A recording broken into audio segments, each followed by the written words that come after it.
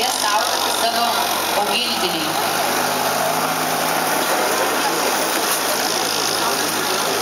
Štai matote, duodama komanda šunį saugoti, na, pati mergina išeina.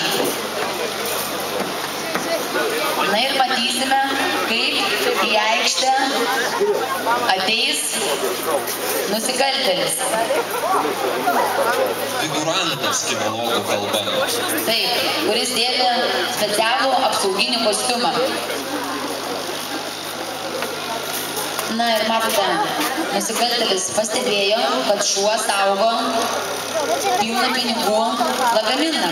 Na ir dabar bandys jisai tą lagaminą iš to šunio atimti.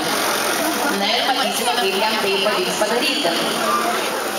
Jis dabar mąsto, labai susikaupęs, galvoja, ką čia tokio padaryti. Kaip jam tos pinigus iš to šunio paimti. Jis turi maisto. Parodo, kad tikrai labai seniai kvepia. Na ir bandys šunį nuvilioti nuo pinigų maistu.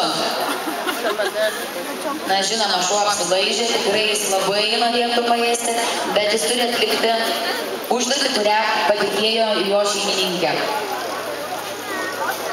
Na, nusikaltėlis toliau mąsto, kaip ką čia padaryti.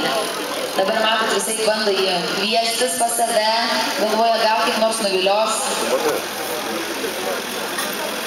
Apmo pinigų! Duot pinigus! Matote, visai šaukia, kad šuo pasitrauktų, kad jam atiduotų tos pinigus, bet šuo vis tiek guli ir nesitraukia. Na ir nusikaltėlis numoja ranką ir sako, bandysiu aš paimti tos pinigus. Duot pinigus! Na ir matote, ką padarė šuo, iš karto jį sulaikė.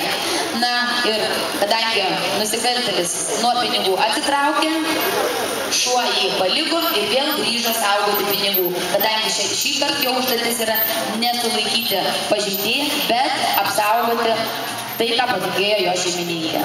Taigi pinigai liko nepaliesti.